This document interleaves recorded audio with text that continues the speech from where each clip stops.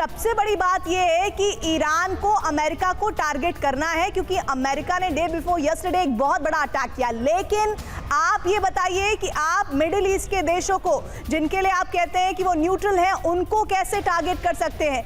अगर ये कहा जाता है कि अगर अमेरिकी बेस पर ही टारगेट हुआ है, तो क्या आपको लगता है कि ये तस्वीरें अमेरिकी बेस की लगती हैं आपको? मॉल है, किस तरह से हम देख रहे हैं, अलग अलग रिहायशी इलाके हैं, वहां पर अटैक किया। ये तस्वीर जो इस वक्त हमारे साथ चल रही है, ये तस्वीर एयर डिफेंस सिस्टम जो अमेरिका का एक्टिव हुआ है कतर में, उसकी है। एक एक करके जो लगातार मिसाइल अटैक हुआ ईरान की तरफ से, ऐसा कहा जा रहा है कि 9 मिसाइल से अटैक किया गया है। इस वक्त संजय सोई जी हमारे साथ बने हुए हैं। संजय सोई सर, अमेरिकी बेस को अटैक करना, 9 मिसाइलें बैक टू बैक मारना, और इस बीच में एक तस्वीर और दिखाना चाहती हूँ सर मैं, इसी पर फिर मैं आपसे आगे बात करती हूँ। स्टेडियम की तस्वीरें हैं, ये तस्वीर स्टेडियम की है। देखिए, अभी तक हम मॉल की तस्वीर आपको दिखा रहे थे, ये स्टेडियम की तस्वीर आपको हम दिखा रहे हैं। अब ईरान की कथनी करनी में एक बड़ा फर्क है, कैसे वो जस्टिफाई करेगा मिडिल ईस्ट के बाकी देशों को और दुनिया भर में इस हमले को।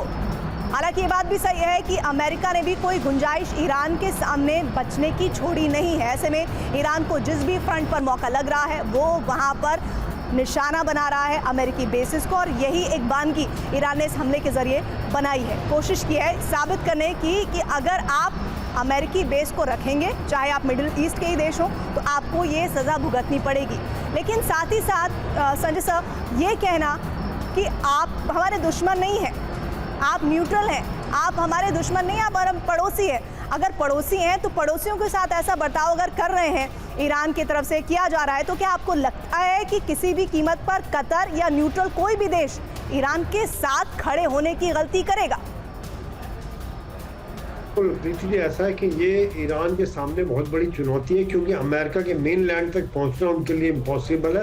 यहाँ तक नहीं पहुंच सकते, तो जो बाकी बेसिस है, चाहे वो बहरीन हो, कतर हो, सऊदी अरेबिया हो, कुवैत हो, इराक हो, सीरिया हो, यहाँ पर वो हमला करने की कोशिश करेंगे। एक बड़ा, जैसे कि पहले भी हमने देखा है कि सीरिया और इराक की बेसिस पर, पहले भी अमेरिका की बेसिस पर मिलिशियाज के द्वारा हमले कराते रहे हैं ईरान वाले, लेकिन अब वो डायरेक्ट हमला कर रहे हैं, अभी इनडायरेक्ट नहीं है। और डायरेक्ट हमले का मतलब है कि जैसे कतार का कहना है कि मेरी प्रभुसत्ता पर, यानी मेरी सीमा का अतिक्रमण हुआ है और वहां पर आपने हमला किया है।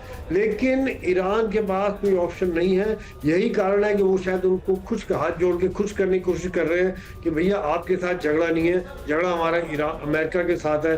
लेकिन जिस प्रकार से अमेरिका और कतर और बाकी जहाँ अमेरिका की बेसिस है, उन देशों के साथ अमेरिका के संबंध है, मुझे नहीं लग, क्योंकि अभी भी हमने मिडिल ईस्ट में देखा कि जब वो मुस्लिम ब्रदरहुड की बात की तो सबने युद्ध की बुराई की, लेकिन किसी ने मटेरियल सपोर्ट। सर, मैं आपको रोक रही हूं, बड़ी जानकारी इस वक्त आ रही है। देखिए, हमारी संप्रभुता पर हमला हुआ है, कतर की तरफ से बड़ा स्टेटमेंट आया है। कतर ये बताने की कोशिश कर रहा है कि देखिए, बड़ी खबर इस वक्त की सबसे नई और बड़ी खबर आ रही है, आप तक पहुंचा दें ये बड़ी जानकारी। इस वक्त ईरान ने कतर पर जिस तरह का अटैक किया है, इजराइल ने तेहरान पर अटैक किया है। देखिए, अब जो है वो दूसरी तरफ से अटैक हो रहा है, तेहरान में बज रहा है air red siren.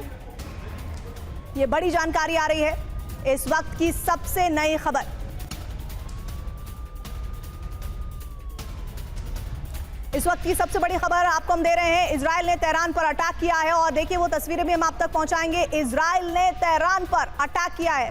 Tehran, Iran की राजधानी, तेहरान में बज रहा है एयर रेड सायरन। और जैसा हम कह रहे थे कि लगातार अब काउंटर अटैक शुरू होगा, जहां एक तरफ अमेरिका के फ्रंट पर ईरान झेल रहा है, वहीं दूसरी तरफ अब इजराइल ने भी एक बार फिर से तेहरान पर अटैक किया है। ये अभी की सबसे बड़ी और इस वक्त इस मौजूदा सिचुएशन में सबसे इंपॉर्टेंट न्यूज़ है। मनीष, ये हमला और क्या जानकारी? देखिए, इजराइल की तरफ से तो हमले हो ही रहे हैं, और मैं कहूं तो इजराइल को मनचाही मुराद पूरी हो गई है, क्योंकि इजराइल यही तो चाहता था कि पहले अमेरिका जंग में आए, और फिर उससे पता था कि उसके बाद ईरान की तरफ से रिएक्शन होगा और ईरान मध्य पूर्व के देशों पर अटैक करेगा। और इस तरीके से अभी तक जो पूरी दुनिया इजराइल को कटघरे में खड़ा कर रही थी, अब वो देखेगी कि ईरान के खिलाफ सभी देश लामबंद होकर और तब अटैक कर रहे हैं, जिसमें मध्य पूर्व के वो मुस्लिम देश भी हैं, जो मुस्लिम देश को अभी तक लग रहा था, वहाँ के लोगों को या फिर बहुत से दूसरे मुल्कों के जो लोग हैं उनको लग रहा था कि दरअसल ईरान मुस्लिम देश है और इसीलिए अमेरिका और इजराइल लड़ रहा है। ऐसी बात नहीं है। अब आने वाले दिनों में पिक्चर साफ हो जाएगी। आने वाले दिनों में लोग देखेंगे कि किस तरीके से ईरान पर मध्य पूर्व के कई देश हमला कर रहे हैं और उसमें से एक कतर भी होगा। देखिए, सबसे बड़ी बात है, हालांकि ईरान ने यह कहा है कि हम कतर पर हमला नहीं कर रहे, कतर हमारा दोस्त है, लेकिन ऐसा होने वाला नहीं है। आपको याद है, पिछले महीने, ज़्यादा समय नहीं हुआ है, 1 महीने पहले अमेरिका के राष्ट्रपति ट्रंप ने जो पहला फॉरेन विजिट किया था वो 3 देश किया था, सऊदी अरब, यूएई और कतर। 13 से 16 मई के बीच में जब वो कतर गए थे तो कतर के अमीर ने उनको अपना एक स्पेशल प्लेन जिसकी कीमत $400 बिलियन की थी वो गिफ्ट किया था। तो अब कतर कहेगा ना अमेरिका से कि इसी दिन के लिए मैंने आपको ये स्पेशल प्लेन गिफ्ट किया था कि हमारे एयर स्पेस में ईरान के मिसाइल आ जाए, हमारे यहाँ हमला हो जाए, तो अब आप क्या करते हो? तो कतर हमला नहीं करेगा, लेकिन अब अमेरिका को हमला करना पड़ेगा। डोनाल्ड ट्रंप जो $400 बिलियन का प्लेन लेकर गए थे, तो अब उनको कतर की इज्जत बचाने के लिए हमला करना पड़ेगा, क्योंकि अभी तक कतर हो, सऊदी अरब हो, यूएई हो, इन्हें लगता था कि दुनिया में हमारा कोई इसी से दुश्मन जुड़ा नहीं हुआ है, एक सब एक्सटेंशन हमारे हमारी यहाँ धंधा ब्रेकिंग न्यूज़ करना में है। चाहते हैं।